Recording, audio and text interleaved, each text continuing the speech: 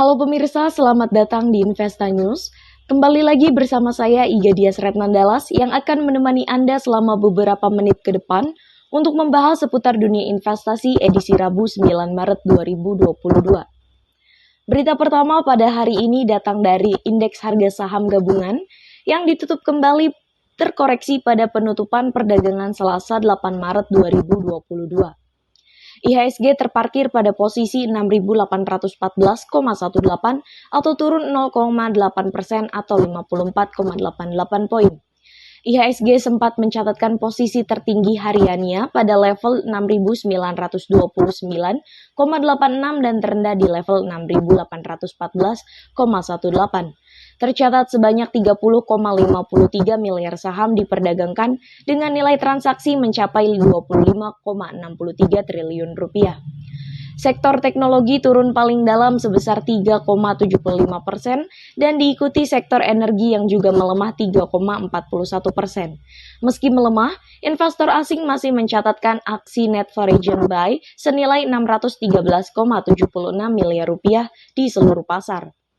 Investor asing paling banyak memborong saham PT Astra International dengan net buy sebesar 540,94 miliar rupiah. Menyusul di belakangnya adalah PT Telkom Indonesia senilai 383,43 miliar rupiah dan PT Adaro Energi Indonesia sebesar 194,93 miliar rupiah. Sebaliknya, saham PT Bank Rakyat Indonesia dilepas asing dengan net sell mencapai 288,47 miliar rupiah. Selain itu, saham PT Bank Sentral Asia juga dilego sebesar 182,17 miliar rupiah dan saham PT Sarana Menara Nusantara sebesar 74,54 miliar rupiah. Dari dalam negeri, terpantau posisi cadangan devisa Indonesia pada akhir Februari 2022 sebesar 141,4 US dollar, meningkat dibandingkan posisi pada akhir Januari 2022 yang tercatat sebesar 141,3 miliar US dollar. Kemudian, dari kabar global, prospek damai Rusia-Ukraina semakin tidak jelas sehingga membuat harga minyak mentah dunia melonjak dan turut memicu aksi jual investor di bursa saham New York. Selain itu, ancaman inflasi yang tinggi juga kian mengkhawatirkan tidak hanya ekonomi Rusia saja yang sekarat akibat terkena sanksi. Namun, ekonomi Amerika Serikat pun terancam mengalami hal serupa, di mana inflasi yang tinggi akan mengikis daya beli masyarakat.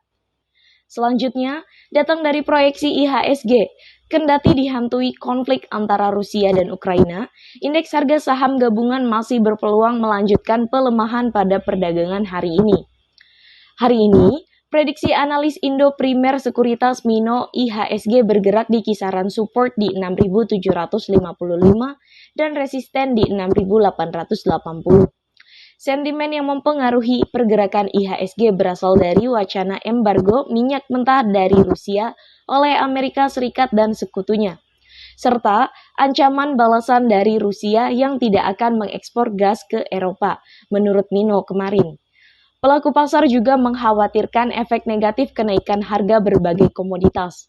Kenaikan harga komoditas yang tinggi dikhawatirkan akan memicu lonjakan inflasi dan memperlambat pertumbuhan ekonomi global. Investor juga perlu mencermati potensi aksi ambil untung pada saham yang sudah naik tinggi. Aksi ambil untung investor turut menjadi tambahan katalis negatif di pasar, tandas Mino kembali. Aksi profit taking ini sudah mulai terlihat. Alhasil, kemarin indeks harga saham gabungan melemah 0,80% ke level 6.814,18. Penurunan juga terjadi di hampir semua bursa saham di Asia. Meski begitu, investor asing kembali mencatatkan beli bersih senilai 613,69 miliar rupiah di bursa saham dalam negeri. Analis MNC Sekuritas Herditya Wicaksana menilai IHSG masih berpeluang menguat pada perdagangan hari ini. IHSG akan menguji area 6.880 hingga 6.930. Sementara, support IHSG hari ini di level 6.758.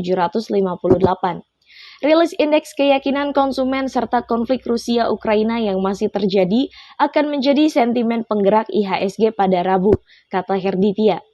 Herditia merekomendasikan investor mencermati saham PGAS, AKRA, dan TKIM pada perdagangan hari ini. Ia memasang target harga 3 saham tersebut masing-masing di 1.640, 850, dan 8.150 rupiah. Mino menyarankan investor bisa mencermati saham JSMR, SMRA, BBNI, dan LSIP hari ini. Beralih pada sektor komoditas, harga emas dunia terus melonjak pada perdagangan Selasa, seiring pelemahan indeks dolar Amerika Serikat. Hal ini memperpanjang rally dalam 5 hari berturut-turut. Kenaikan ini terjadi karena terus meningkatnya agresi Rusia di Ukraina yang meningkatkan resiko geopolitik yang mendorong permintaan safe haven terhadap logam kuning tersebut. Pada perdagangan Selasa pukul 15.50 waktu Indonesia bagian Barat, kontrak emas paling aktif untuk pengiriman April di divisi COMEX New York Exchange melambung 17,95 US dollar menjadi 2013,85 US dollar per troy ounce. Di pasar spot, harga emas juga ikut bertambah 9,29 US dollar ke level 2007,2 US dollar per troy ounce. Sementara, untuk indeks dolar Amerika Serikat yang biasanya berbanding terbalik dengan emas, turun di level 99,088. Dari dalam negeri, harga dasar emas 24 karat antam ukuran 1 gram dibanderol Rp1.019.000, naik Rp6.000 dari posisi sebelumnya. Harga buyback emas antam terpantau berada di level Rp926.000 per gram. Nilai itu juga lebih tinggi Rp6.000 dibandingkan perdagangan sebelumnya. Selanjutnya pada sektor komoditas yang kedua, diketahui bahwa harga minyak mentah dunia terus menguat pada perdagangan Selasa. Minyak terdorong lebih tinggi karena Amerika Serikat bergerak selangkah lebih dekat untuk memberlakukan larangan impor minyak mentah Rusia. Di sisi lain, belum tercapainya kesepakatan pembicaraan nuklir Iran turut menghambat kembalinya pasokan minyak Iran sebesar lebih dari 1 juta barel ke pasar global. Pada perdagangan Selasa 8 Maret 2022 pukul 13.35 waktu Indonesia bagian Barat, harga minyak West Texas Intermediate untuk pengiriman April 2022 menguat 1,57% menjadi 121,28 US dollar per barel di New York Mercantile Exchange. Harga minyak mentah Brent untuk pengiriman Mei 2022 menguat 2,09% menjadi 125,78 US dollar per barel di London ICE Futures Exchange. Dampak dari perang telah menjungkir balikan pasar, mendorong harga berbagai komoditas menjadi lebih tinggi, mulai dari gandum hingga nikel dan gas alam yang berpotensi menimbulkan kejutan inflasi. Sementara itu, minyak telah rally lebih dari 30% sejak invasi yang dilakukan oleh Rusia. Bahkan, para pedagang dan bank memprediksi harga akan terus naik. Anggota Parlemen Utama Amerika Serikat telah menyatakan larangan impor minyak Rusia ke Amerika Serikat. Total Energies menjadi perusahaan minyak besar pertama yang secara terbuka menyatakan para pedagangnya tidak akan lagi membeli minyak mentah Rusia. Berita penutup kita pada hari ini ialah analis memprediksikan nilai tukar rupiah masih akan berpeluang kembali menguat pada perdagangan hari ini. Meski begitu, penguatan mata uang Garuda ini bakal cenderung terbatas. Nilai tukar rupiah menguat terhadap dolar Amerika Serikat kemarin. Kurs spot rupiah menguat 0,13% menjadi Rp14.396 per dolar Amerika Serikat. Sementara, kurs GISDOR menguat 0,12% menjadi Rp14.394 per dolar Amerika Serikat. Penguatan ini terjadi lantaran pelaku pasar merespon positif data cadangan devisa Indonesia. Di periode Februari lalu, Bank Indonesia mencatatkan cadangan devisa dalam negeri naik tipis menjadi 141,4 juta US dollar. Sebulan sebelumnya, cadangan devisa Indonesia mencapai 141,3 miliar US dollar. Peningkatan cadangan devisa dipengaruhi penarikan pinjaman luar negeri pemerintah serta penerimaan pajak dan jasa, ujar Ibrahim Aswabi, Direktur TRFX Garuda Berjangka kemarin.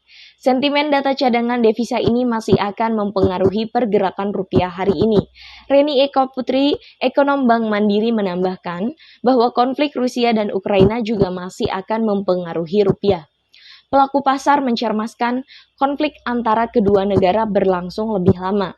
Efeknya, rantai pasok global akan terganggu, harga komoditas akan semakin meningkat sehingga akan memicu adanya inflasi, terang Reni.